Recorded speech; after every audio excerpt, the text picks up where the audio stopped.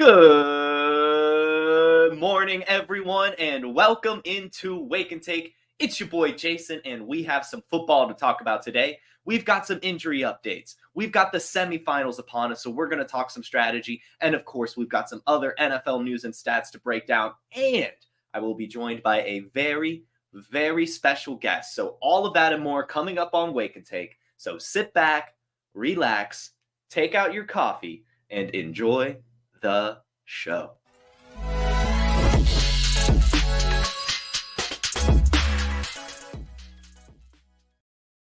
My man Theo, the content king himself, throwing out all sorts of stuff, appearing on all these shows, hosting on all these shows, and you fit the time in your schedule to hop on the Wake and Take. How are you doing this morning? Anytime I have a chance to hop on Wake and Take, I do it. I always enjoy, I talk to you at this point of the year probably more than I do my wife, Jason, so I might as well get in and get an extra 30 minutes with you this morning. But yeah, man, we're grinding. We're almost at the finish line. We rest in week 18 a little bit. I know you don't. You're going to be rocking and rolling Wake and Takes, but week 18, my stuff becomes kind of insignificant because there's, we'll do a pod or something, but we probably, nobody's writing a waiver wire. Nobody's reading about my running back rankings or sleepers or anything like that because 99% of leagues are over. So we'll rest then. So we're just grinding through, getting through what we got to do. And hopefully, we've had a lot of our listeners and a lot of our viewers seem to be doing very well this year. I know we have some high stakes guys who are really, in the mix for some big money. And then we have a lot of our regular viewers who are making like all of their playoffs in their league. So it's been a really good run. It's been a fun season. But we're almost there, man. Yeah, definitely. We're right at the finish line, and you're right.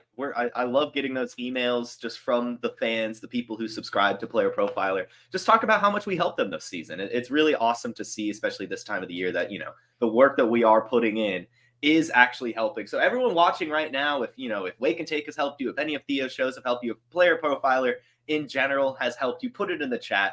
We'd like to see it. It makes us feel all warm and fuzzy. And we need it because it's a little cold up in New York and down here in Atlanta right now. I saw your tweet.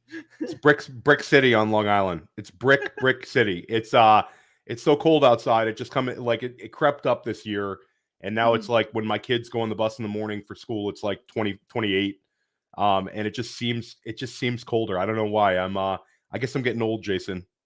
Well, and I feel like it's always colder at first, like when you first start having the cold season, and then you kind of get used to it, and then it's too hot for a second there. So hopefully we get used to it. But man, I'm tired of it too. It's 30 down here, really humid, really windy. It's like, come on. 30 in Georgia. It's like, come on, man. Do you know you're in the South? I know. It's like, what are you doing here? I want to be a little warm. But anyway, we've got enough weather talk. We've got enough, all the other stuff. Let's go ahead and get on into the show. And I don't have guests on too often. I haven't had you in a few weeks, so we're going to roll it back just a tiny bit. I am curious to have your thoughts on we'll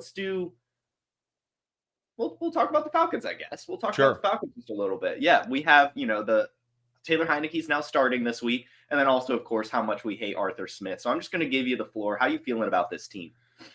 I mean, it's incredibly frustrating. You have, fundamentally, you have three players who they use the excessive draft capital on that do not get featured. And the Bijan Robinson one is probably the most frustrating because every single person had him in their starting lineup. Like Drake London, there were lineups where, Drake London's not in your lineup. That was kind of like roster specific to the strength of your wide receiver position.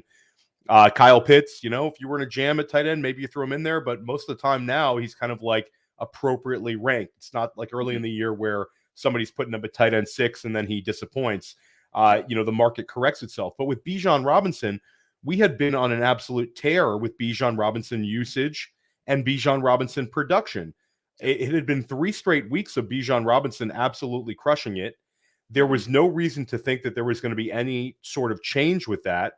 And then all of a sudden, in the week where so much money's on the line and so much, glory's on the line for so many fantasy managers, you see the script flipped and Tyler Algier, Cordero Patterson, Bijan being used as a blocker. It's insane to me. I think that there's been a huge shift in the dynasty market because of Arthur Smith. Bijan Robinson's had like 6 games over 17 points this year. but it hasn't been like the sort of insane outburst and predictable usage weekly that we really wanted to see. And I really put that all on the head coach. I think a lot of times, like, the head coach is a crutch.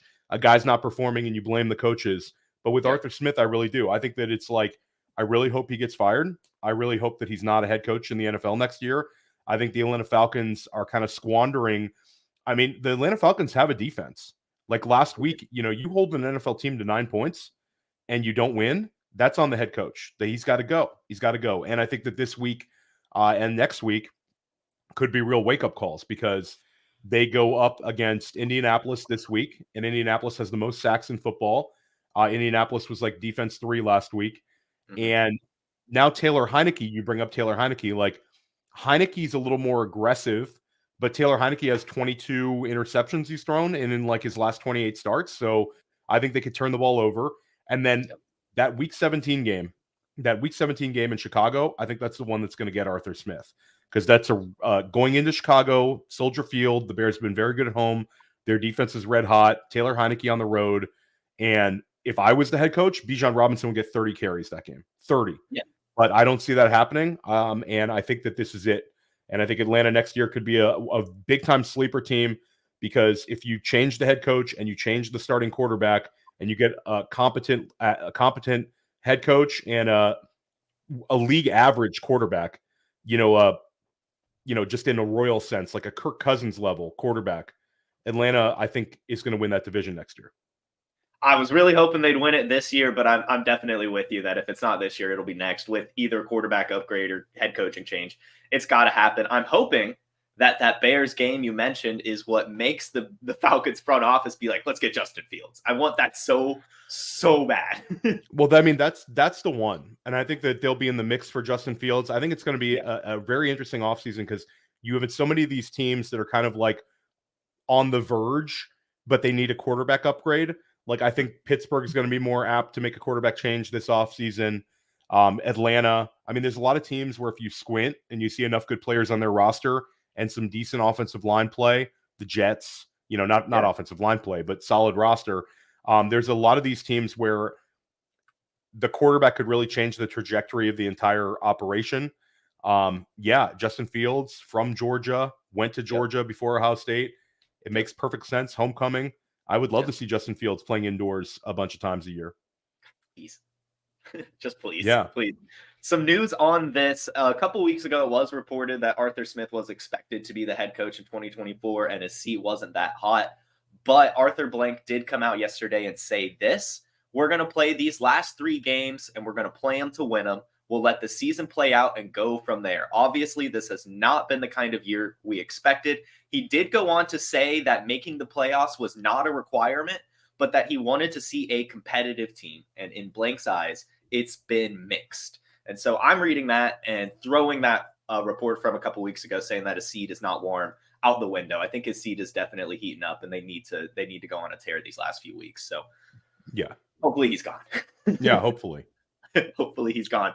And I saw a tweet earlier this week or last week: keep up the FedEx boycott. We don't need any FedEx. Not in my house, not in the Gremminger household. We're UPS people until the Falcons organization makes a change. Yeah, FedEx is bad anyway. When I worked at GameStop, FedEx was our distributor, and I mean, it was terrible. So we're done. We're done with them. We have another coach that was fired, and I'm just curious your thoughts really on how you think this will affect the organization going forward, whether it be the rest of season or 2024. But Brandon Staley, probably the worst head coach in the league this year. He's fired. What are your thoughts? Well, I think they should have done it after the Jacksonville playoff. Easily. It was so clear. The writing was so clear on the wall. After that Jacksonville playoff loss, they have the immense lead, only to allow that comeback from Jacksonville. I would say that was, for me, that was it. Like, Brandon Staley is one of these guys that everybody thinks is very bright. Everybody thinks kind of, analytically understands the game, very modern in his approach. But at the end of the day, it was like too complicated. The guy just lost every single close game. It was very frustrating, and they have defense and offensive talent on both sides of the ball that has now gotten older, and sort of out of their prime now in the Brandon Staley era. Now, Keenan Allen certainly has a lot of gas left in the tank next year, but he'll be 32 next season, I believe. And you have Mike Williams, I think, will be moving on. Quentin Johnson has actually flashed a little bit, but not enough. And Austin Ekeler looks like he's done there. I'd be very surprised to see Austin Ekeler. I think there's a chance it could be like an Austin Ekeler committee backfield in LA next year if he takes some sort of a hometown discount. But I don't see that. I see them kind of moving on and having a lot of different players in key spots next year. The one thing that they have is, Justin Herbert is a quarterback who can win in this league, a quarterback who can elevate a team. And the offensive line is not so bad. There's some solid talent on the offensive line. So I don't think this is sort of like, I saw, your take on kind of blowing up the team and kind of starting fresh. I think that that's not necessary. I think that it could be like a soft rebuild where there's a few key spots, maybe a draft goes well, but I'll be very interested to see who the head coach is next year in LA. I think it's going to be a very attractive job. I see the Jim Harbaugh rumors and I'm like, why are we doing this? Every offseason, it's this Jim Harbaugh nonsense.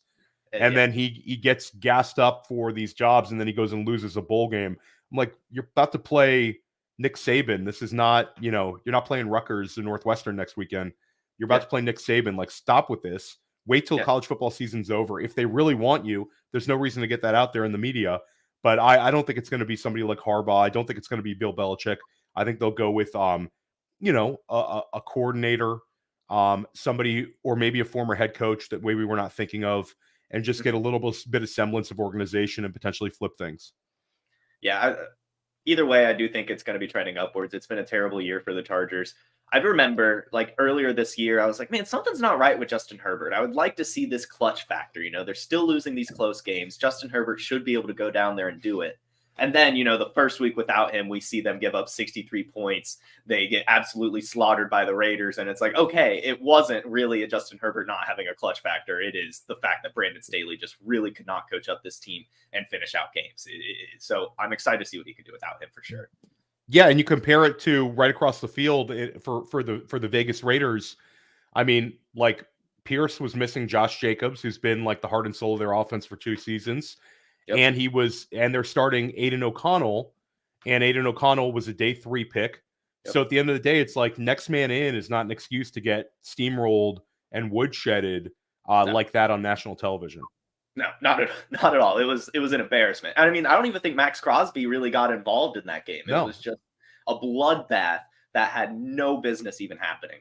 So I'm glad he's gone, and I'm surprised that that's what it took, to be completely honest with you. I agree wholeheartedly. It should have just been the Jacksonville game last year. Let's move on. We have some injury updates that have some pretty important implications for a very important fantasy football week. First, CJ Stroud is likely out again with a concussion. I'm not getting too ahead of it there. I know it's ESPN that has reported it, but we still have a long week of practices, and we have seen some precedent this year with quarterbacks returning, not even missing time with a concussion. So I hope that he could return this week, but are you thinking he's out? Yeah, I think CJ Stroud's going to be out another week. Potentially next week be back at home against the Titans. This is a tough game for them, a really tough game, and you'd hate to see him take another hit coming off of that sort of injury with this sort of, it's a mash unit right now. So many guys missing on that offense, and they have facing off against one of the better defenses in football. So I think that better safe than sorry with CJ Stroud. This sort of, it's very difficult to know when guys are going to get cleared, but yeah, I would say he probably doesn't play this week. That definitely disappointing. So then I'll ask you, Superflex leagues, would you roll out Case Keenum? Did he show enough? I would hope not. Yeah. I would hope not, Jason, but I know that a lot of times this time of year, people get jammed up with their options, and a lot of Superflex managers are rostering every quarterback possible. So Case Keenum was not in my waiver wire article this week. So no, I'm not too bullish. I think if CJ Beathard gets a random start, just based on his scrambling ability, I might roll the dice on that over a Case Keenum. Case Keenum's definitely DeMeco Ryans trusts him to not screw it up. and kind of get through and give their team a chance to be in a close game. And last week it worked out for them. And if they can kind of weather the storm and get CJ Stroud back for the final 2 games, I think that's kind of it. But I don't think there's any sort of upside with Case Keenum.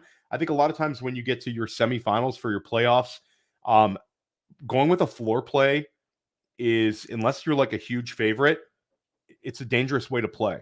Because a lot of times, you're expecting big performances from the rest of your roster. If 1 or 2 guys underperforms, then you're kind of stuck holding the bag with a no upside play at the quarterback. So I would roll the dice. CJ Beathard, he can run a little bit, and there's more weapons for him in Jacksonville right now. So that would kind of be my like a complete dice roll. But CJ Beathard wasn't in the waiver wire article either. So it's tough. The quarterback position right now is very tough, especially if you're like me and your quarterback room is Justin Fields, Kenny Pickett, Bryce Young. Well, I see in the chat though, somebody's asking about Nick Mullins or Joe Flacco. Both of these guys were on my waiver wire column. Like Joe Flacco's had back-to-back games with more passing yards than he's had since 2018, and he's getting 44 or 45 pass attempts every single game. Clicking with David Njoku, Amari Cooper's playing well. Like, there's a lot to like about the Flacco situation. And this Houston Texans defense he's going up against has been getting shredded by opposing quarterbacks. You think about like the big Jake Browning game was against Houston. You think about like the big Zach Wilson game was against Houston. There's been all these, and there's several others of like quarterbacks that you wouldn't think are going to put up like monster numbers who have all been hitting for 300 yards against Houston. So like Joe Flacco is definitely in play. And then Nick Mullins had 300 passing yards, 2 touchdown passes. And Jason, it could have been a lot more. Like he could have had a smash week, but he had those 2 interceptions. The one was like handing the ball to a dude. And then the other was your classic interception. But both of those were in Bengals territory. So if Nick Mullins could have potentially had 3 touchdown passes and 350 yards instead of 303 yards and 2 touchdown passes. So like I have a difficult decision. I have a Nick Mullins versus Gardner Minshew decision in a super flex league. I don't know. I might go Mullins. I got Jordan Addison, get a little correlation. And then Joe Flacco, though, I think like if you have Joe Flacco, this is the time of year where you don't overthink things. Like this is not like, don't overthink it. You're going with what have you done for me lately? You're going with the best matchup, and you're going with the hot hand. And Flacco is balling right now, completely balling. He is. It's remarkable. I would honestly say he's probably the best Browns quarterback ever. There you go. There's not been many good ones. No. Let's see. There's another injury update. Chris Olave, he's expected to return, and this is important because it is Thursday Night Football, so tomorrow is when we'll find out for sure. But with a short week, not totally 100%, would you trust him in your semifinals matchup? Say that one again, Jason. I didn't hear that one. Chris Olave, he's playing tomorrow, or expected to play tomorrow night, Thursday Night Football. But the short week, missing. Yeah, I mean, I think if he plays, then I'm probably rolling him out there. I think that game is going to be a game where they're going to have to try to keep up. And I think that's for me, Chris Olave is probably a guy that I'm not like fearful of benching, but I also think that if I go with some sort of a safer type play, I could end up regretting it. Mm-hmm. It's basically roster context though, Jason. Like if you're loaded and you have, some other guys who are, in great shape, then if you're really worried about it, then don't play them. But at the same time, there's something to be said this time of year for if I have a guy who's active on a Thursday night and then I have some questionable tag guys on the weekend, I get that start out of Olave. If I get the production, then I feel great about it. Like there's certain guys like Jaden Reed's banged up this week. I would love to start Jaden Reed, but I can't if it was like a Jaden Reed Olave question and Olave's playing Thursday, or I could wait for Jaden Reed this weekend, I'm rolling with Olave. And there's a lot of this time of year, health is wealth. Shout out to Cody Carpenter for that expression. But this time of year, if a guy plays and an NFL team trusts him to get his usual work, I think a lot of times you put him in your lineup because there's so many guys banged up this time of year. And there's some of these guys are banged up and there's just no tag on it. Like the NFL has to be very clear with injury designation, but guys don't always talk about it. Everybody's sore. Everybody's beat up this time of year. I'm rolling with Olave. All right, I like that. I'll ask the same question for Keenan Allen. I assume the answer is the same, but he's picking up limited practices.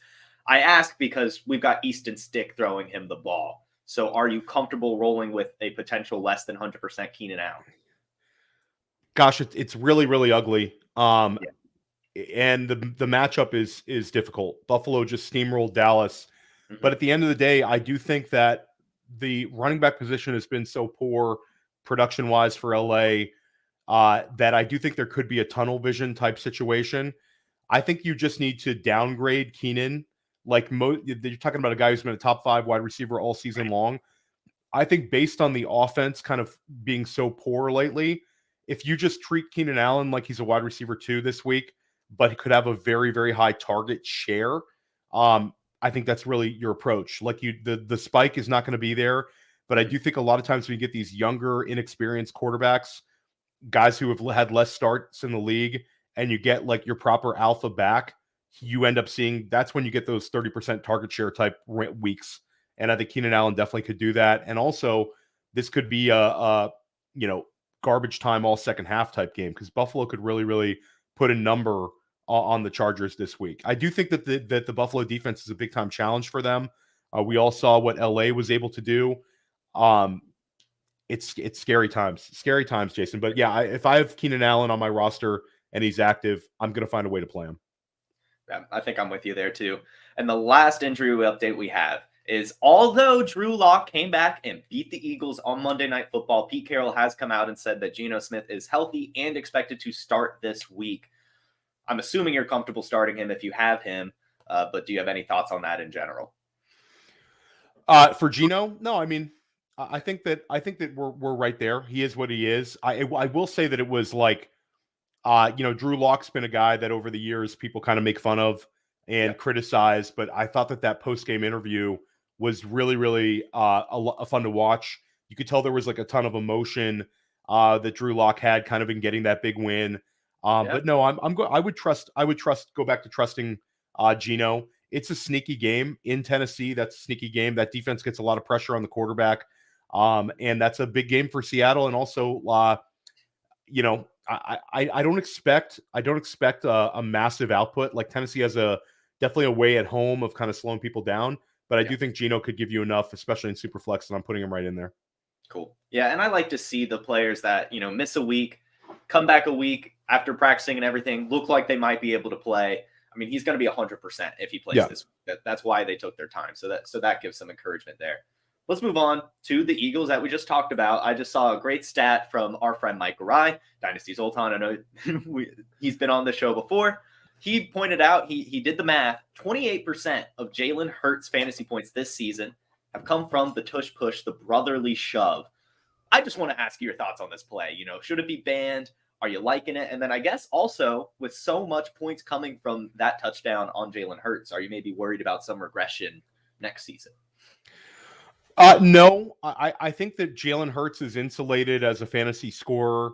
I think that they're a good enough organization and have a good enough offensive approach. This year, they also had an offensive coordinator change, so Jalen Hurts had to deal with that.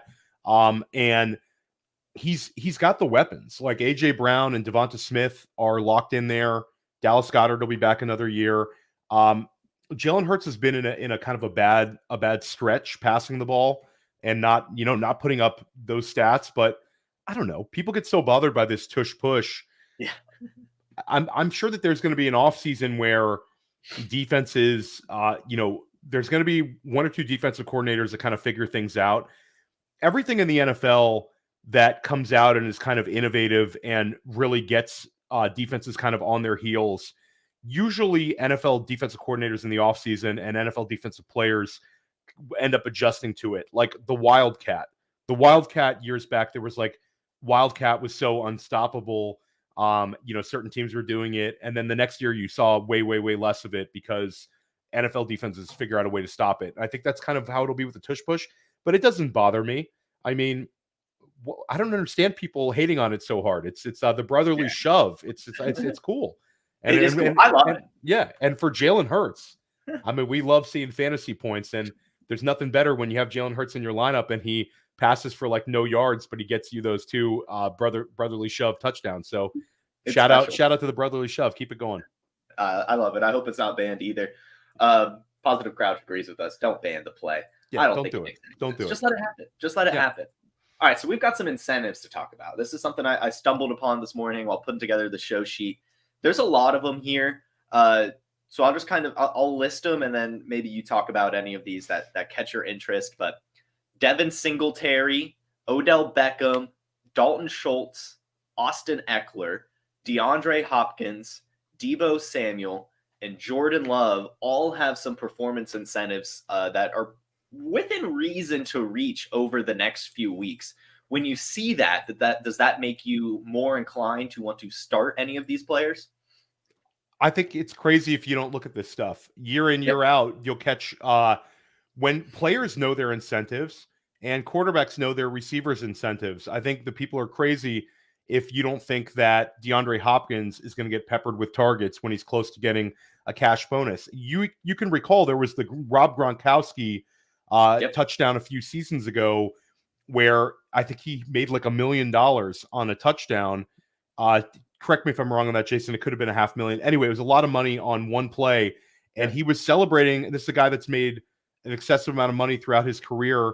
And Tom Brady, these are two guys that have played together for a long time, and they were both celebrating on the sideline when Gronk got his incentive boost. So I think that people are crazy not to look at this stuff. I thought the DeAndre Hopkins ones looked really interesting because I could see him just getting absolutely peppered with targets. I think that the Odell Beckham ones were very interesting because it's like not out of the realm that it could happen with Odell. I think that the Deebo Samuel rushing ones, no, they're not going to get there. Not this year. He'd have to rip off a couple of really big ones because that's one thing that I don't think they're going to like force feed extra runs for him just to get him some money. And then what was the other one?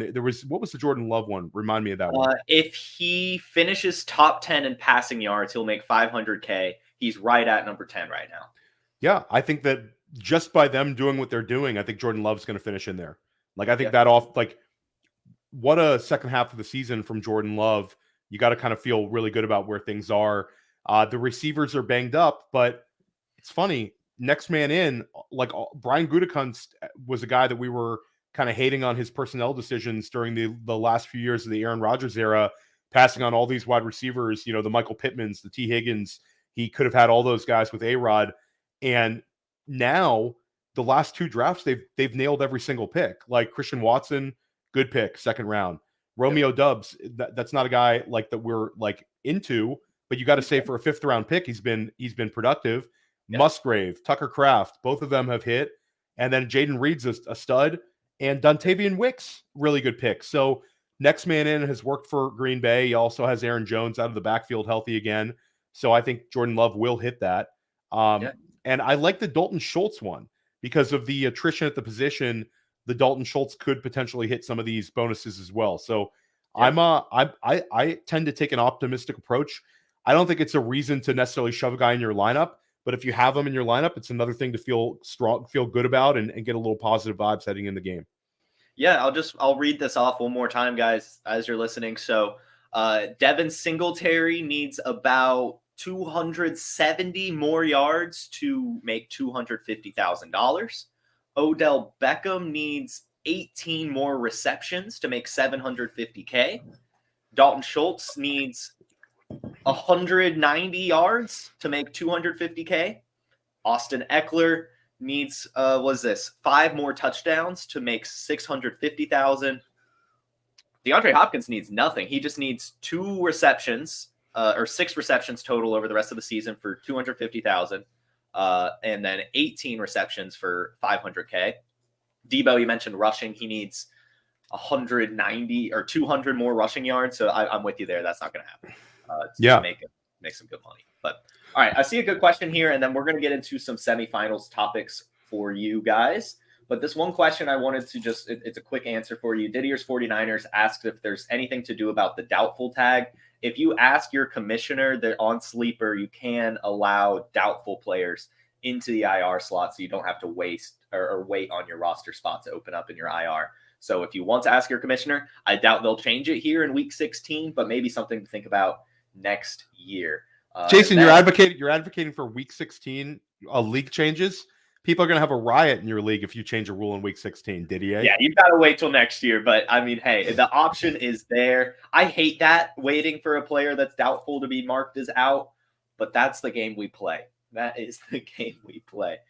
But all right, let's get into it. We have the semifinals coming up this week. Super important matchups. So I have some great questions just for you. The first one is, what is your must start for this week?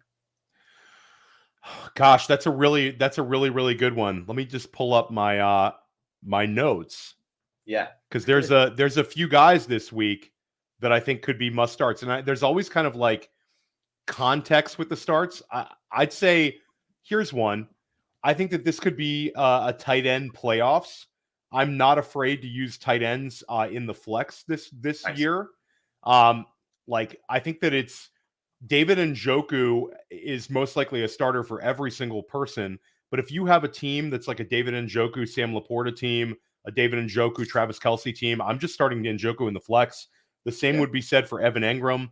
I feel great about Cole Kmet this week. I think I'd elevate him a little bit. I think he's going to have a few extra receptions.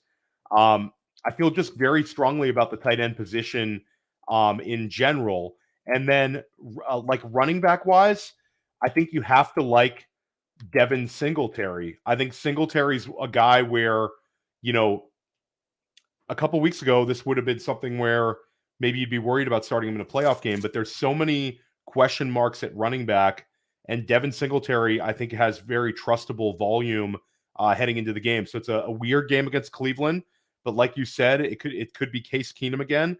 I think if it's Case Keenum again, I think you're looking at 20 touches for Devin Singletary. And I think that's kind of Houston's formula.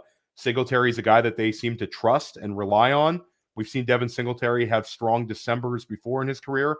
I think Devin Singletary is, for me, a guy that I'm cramming in the lineup. Mid RB2 for me this week in PPR. Yeah, I like that. I want to say off the top of my head, he got basically all the opportunities for the Texans this week. No one even more than one touch as a running back. So Dameon Pierce is literally like an invisible man there. He's done. He's dusty. Wild. Absolutely wild. But that's what happens. I do see a question about the tight end position before I ask you your sit. Would you flex Pat Freiermuth over Jerome Ford? No, I think I'm going to go with Jerome Ford. I think I would go with Jerome Ford in that one. I don't have a whole lot of trust in the Pittsburgh offense this week with Mason Rudolph, and I think that Cincinnati, they're good enough defense, and the total being low, I think the total's somewhere in like correct me if I'm wrong, Jason, I think we're looking at like a 36, 37 point total. I would go with Jerome Ford. I think he's got a little more juice. He's not going to be the week winner, but I think he's a little more trustworthy than Freiermuth, unless it was some sort of like extreme tight end premium scoring.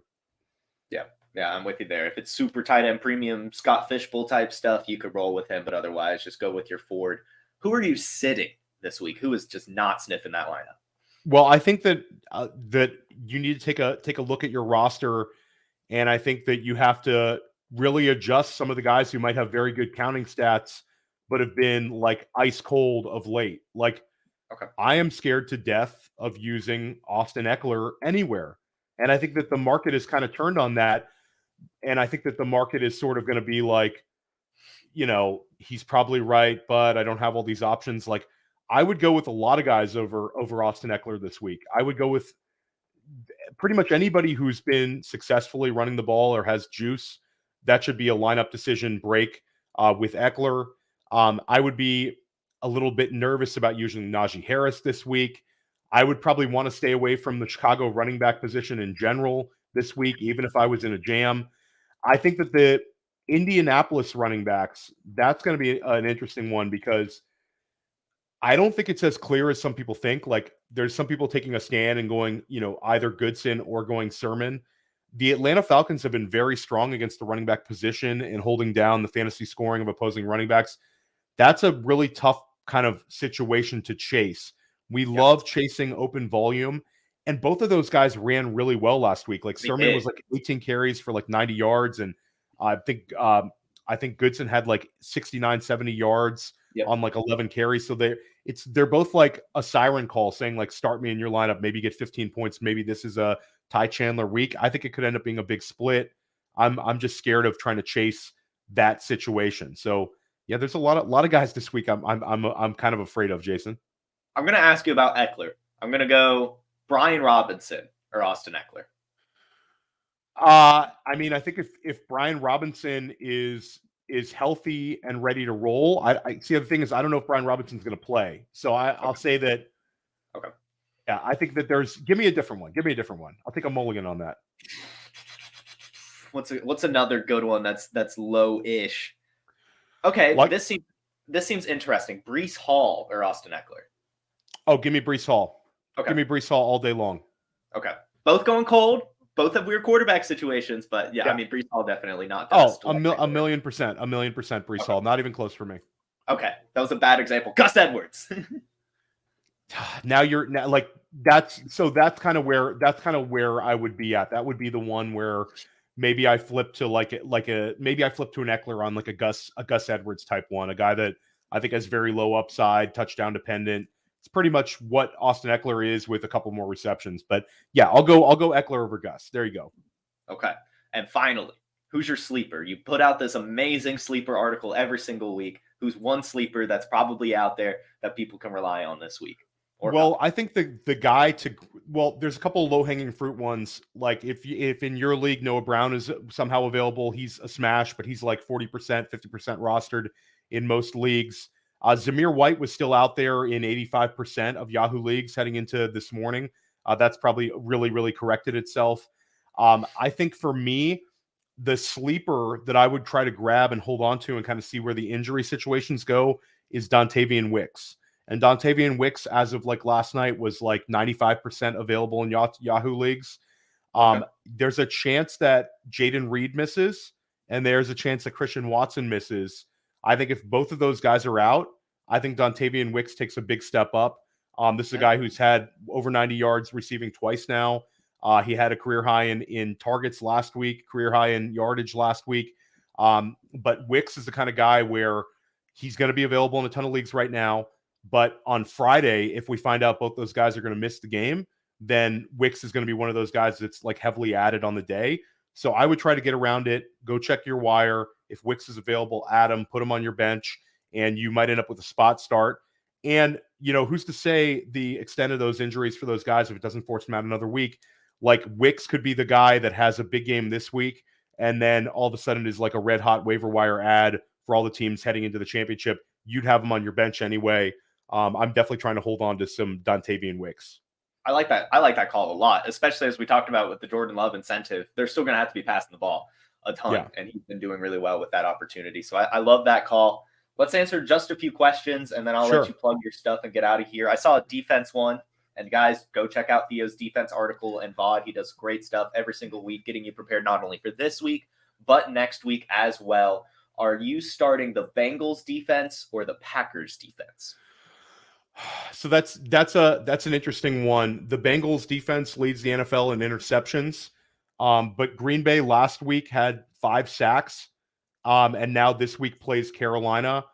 I think for a lot of these, if your league rewards you for having like for holding teams to low scoring, like you have incentives for holding teams for like 14 points or less, incentives for 10 points or less, then I think Green Bay becomes even more attractive this week because I think Carolina just cannot score. So my initial lean would be to Green Bay, but the Bengals are not a terrible option. Last week they've had again, they lead the NFL in interceptions. They're able to rush the passer, and they're going up against Mason Rudolph this week. So not so bad there. Yeah, that's a pretty good matchup. I like that one. We'll roll it back just a few minutes ago. Jerome Ford or Austin Ekeler? Give me Jerome Ford. I trust the offense. I trust the offense more, and that's pretty much it. Like Austin Ekeler, I feel like has become so touchdown dependent. I don't know how many opportunities he'll have for touchdowns. Last week, Isaiah Spiller got like 15 carries. It's scary times for Austin Ekeler managers. It really is, and this really brings it home. Flexing Austin Ekeler. Him or Odell Beckham. Man, I could end up sounding stupid on some of these ones, but I don't know. So you have to take a step back and look at Baltimore. Keaton Mitchell was coming on. Keaton Mitchell was like the explosive player for them, a big play player for them, and a guy that I think was heading in a positive trajectory. San Francisco in this big game, I could see Odell having a game there, and it's very difficult to say. But again, I don't want to chase like kind of floor outcomes that I don't trust in the fantasy playoffs. Mm-hmm. I don't love this at all, and I could look very stupid on this one, but I think I'm going with Odell. It's okay. My start of the week for TikTok last week was Bijan Robinson, so sometimes we can have some misses and bounce back. Yeah. All right. I'm excited to see what happens here with Austin Ekeler. I am having to rely on him in a spot. I think that's a very good take. I'm definitely worried myself, but that seems like a good amount of questions that we've answered. Theo, why don't you tell the people some stuff you're working on, where they can find you? I'm sure they know, but go ahead. Oh, yeah. So, no, I appreciate that. Dynasty Life dropped. I recorded with Memphis Young yesterday. I'm doing that pretty much every week now. It's my Dynasty podcast, solo pod. Press coverage is most weeks, not an episode this week, but First Class Fantasy is Thursdays, redraft stuff with Billy Muzio. Usually we have some guests on that one. And Sonic Truth, we're back on Friday, right here, right after Wake and Take on Friday at 10:30 in the morning with Matt Kelly, the Podfather, and Jason. And then we're ramping up Futurecast. If you're into the 2024 draft class, Matty Kiwoom and I are bringing you episodes pretty regularly. I'd say once we get to January, probably twice a month, 3 times a month. We just did 2 mock draft shows with Cody Carpenter looking at this 2024 class. You can find those right here on Player Profiler YouTube. And then my written works at playerprofiler.com. I'm dropping a bunch of articles, and you can find my videos on those articles right here on the YouTube. I dropped a waiver wire one like 2 days ago. You'll get a new defensive one. There was a lot of reception to the defensive stuff, so we're bringing you more. I have another one probably dropping this afternoon. And then we're dropping a Sleepers article and Sleepers video should be dropping on Friday as well. So, we're grinding out here in the streets, Jason. You're working so hard. Standing on business. You really are. And it's great content too. I mean, it is not a quantity thing. It's a quantity quality, putting out great work. Those articles can really help you. I saw one comment in here saying your waiver article made them some money this offseason. So yeah, we were a week ahead on a lot of guys. So that was, It went really well. It doesn't always go well. It's not magic, but we were a week ahead on a ton of guys who helped out this year. So I'm glad it helped out a lot of people. Yep, definitely. It helped out a ton. It was awesome. Great work this season, Theo, and great job today. Thank you for joining me. Audience, thank you for tuning in. Love to see you guys every single morning. You guys have a wonderful Wednesday and a fantastic rest of your week. Make sure you like and subscribe this video and tune in tomorrow on the Player Profiler YouTube, Facebook, Instagram at 10 a.m. Eastern. Have a good one. Peace. Hey, I want to take a moment to thank you for tuning in. It's important to me that all of our media be free. This is only possible because of you allowing a true independent sports media enterprise to thrive unlike any other in the business. So please subscribe to the All In Package to continue to make all this possible, to ensure that all of our stats, information, data, content is available to you, especially you, the people that get the site and get the show.